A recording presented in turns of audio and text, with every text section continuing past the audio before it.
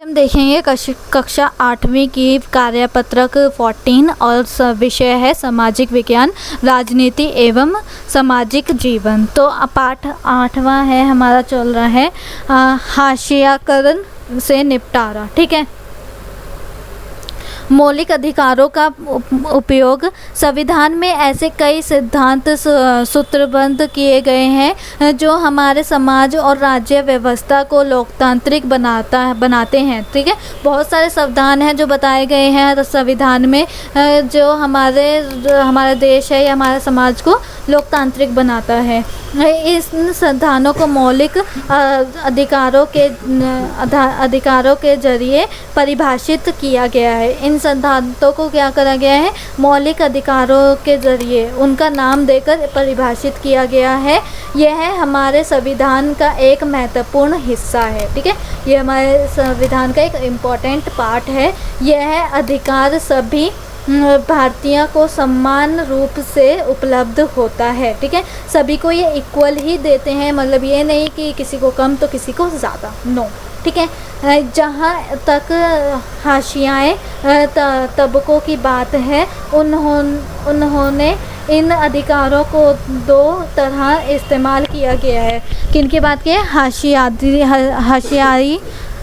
हाशियाई तबकों को उन्होंने दो तरीके से, पहला क्या है, अपने मौलिक अधिकारों पर जोर देकर उन्होंने सरकार को अपने साथ हुए अन्याय पर ध्यान देने के लिए मजबूर किया है। ठीक है, तो वो बार बार धरना कर लिया, जो भी कर लिया, उससे क्या करें, सरकार को अपनी तरफ आकर्षित किया है कि यहाँ पर हमारे साथ बहुत बुरा हो रहा है। दूसरा क्या करा, उन्होंने इस बात के लिए दबाव डाला है कि सरकार इस कानून को लागू करे। कई बार हाशियाई तबकों के संघर्ष की वजह से ही सरकार को मौलिक अधिकारों की भावना के अनुरूप नए कानून बनाने पड़े। तो इन्हीं की बदौलत, या कह सकते हैं इनके संघर्ष की वजह से इन्हें ये राइट्स मिले हैं, इन्हें ये क्या मिले, मौलिक अधिकार मिले हैं। उनकी जो भावना है उसे और अनुरूप किया गया है।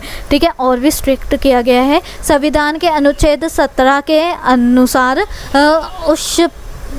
अस्पृश्यता या छुआछूत का उल्लंघन किया जा चुका है। ठीक है, मतलब कि छुआछूत जो होती थी कि इसे टच नहीं करना, उसे टच नहीं करना, ये क्या कर दिया गया है, ये इसे गुनाह माना गया है, इलीगल माना गया है। इसका मतलब यह है कि अब कोई भी व्यक्ति अनुसूचित जातियों को पढ़ने, मंदिरों में जाने और सार्वजनिक सुविधाओं का इस्तेमाल करने से रोक नहीं सकता। ठीक है, तो पहले इन सब में मनाही थी, लेकिन अब किसी को भी कोई मनाही नहीं है।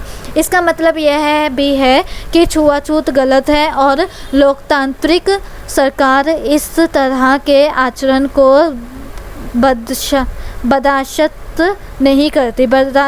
मतलब कि लोकतांत्रिक सरकार इन्हें बिल्कुल भी बर्दाश्त नहीं करती, इसलिए उन्होंने कानून लेके आए। अब अस्पष्टता और एवं दंडनीय अपराध है ये, एकदम मतलब कि आप पे केस भी हो सकता है, ऐसा अपराध है। संविधान के अनुच्छेद 15 में कहा गया है कि भारत के किसी भी नागरिक के साथ धर्म, नस्ल, जाति, लिंग या जन्म स्थान के आधार पर भेदभाव नहीं किया जाएगा। ठीक है, ये जो भेदभाव करने वाली चीज़ें होती हैं, ये सारे धर्म हो गया, रिलीजियस हो गया, जो भी होता है उन पे क्या करते हैं, भेदभाव करते हैं, अब नहीं किया जाता। समानता के अधिकार का हनन होने पर अनुसूचित जाति इस प्रावधान का सहारा ले सकती है। ठीक है, तो जिससे के मतलब जो वैसा है, जो क्या हो, पीड़ित हो मीन्स या विपक्षीय दल हो, वो उसे कानून के पास जाके हेल्प भी मांग सकता है। इसी तरह अल्पसंख्यक समुदायों ने भी संविधान में दिए गए मौलिक अधिकारों का सहारा लिया है। उन्होंने धर्म और सांस्कृतिक व शैक्षणिक अधिकारों की स्वतंत्रता के अधिकार पर जोर दिया है।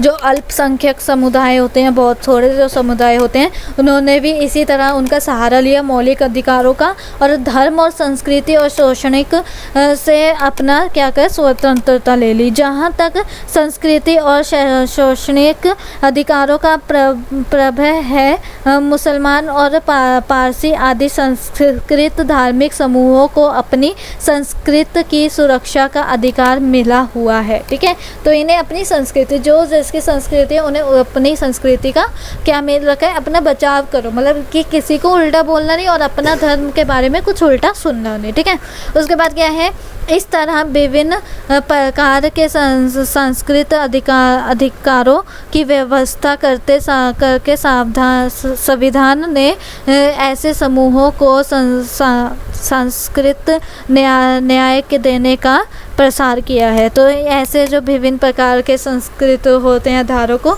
उनका कि भी क्या बनाए, अधिकारों का एक वो बना दिया संविधान, जिससे किसी के भी संस्कृति को कोई ठेस ना पहुँचे। इसका उद्देश्य यह है कि समूहों की संस्कृति पर ना तो बहुसंख्यक समुदाय की संस्कृति का वर्चस्व हो या और ना ही वह नष्ट हो, मतलब कि कोई भी संस्कृति नहीं जानी चाहिए। मतलब एक होते हैं कि जो बहुत ही कम होते हैं, उस लोग उस प्रजाति के बहुत कम पाए जाते हैं, उन्हें बोलते हैं अल्पसंख्यक, और जो जिस प्रजाति के ज़्यादा पाए जाते हैं वो उन पे क्या कर देते हैं, डोमिनेंट हो जाते हैं, मीन्स अपनी मर्जी चलाने लग पड़ते हैं, अपना रूल करने लग पड़ते हैं।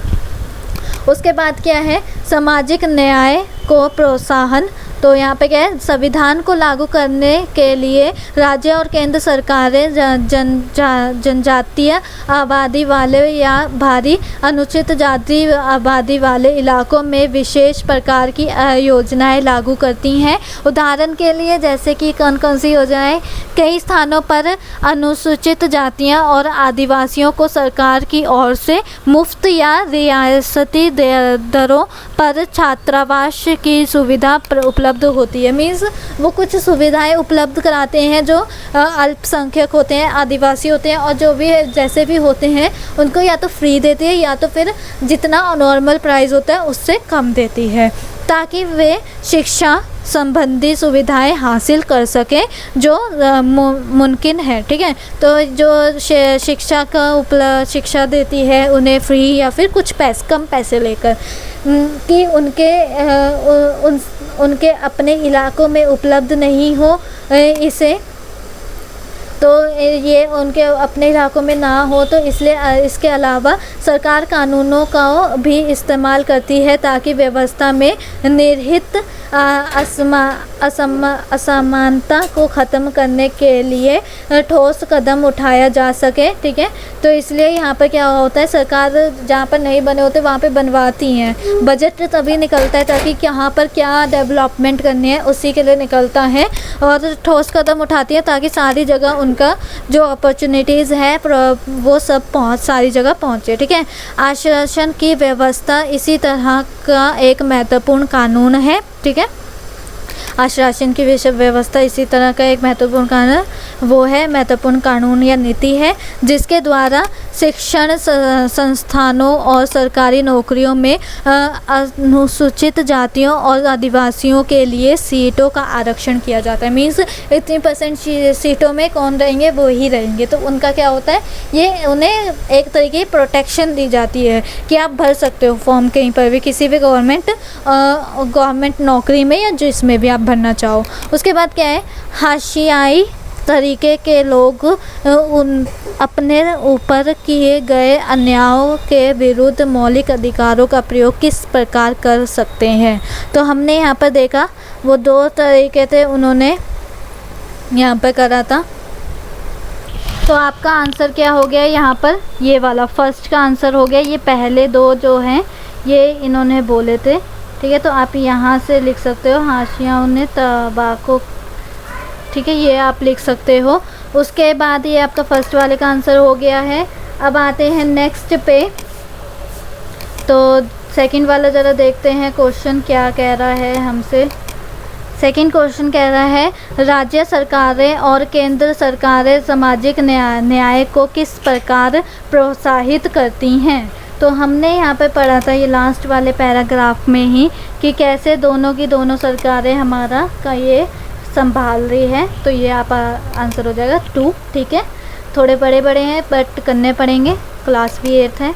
उसके बाद आते हैं नेक्स्ट, तो यहाँ पे टिप्पणियाँ लिखनी है इन दोनों पे, अनुच्छेद 15 और अनुच्छेद 17 पे।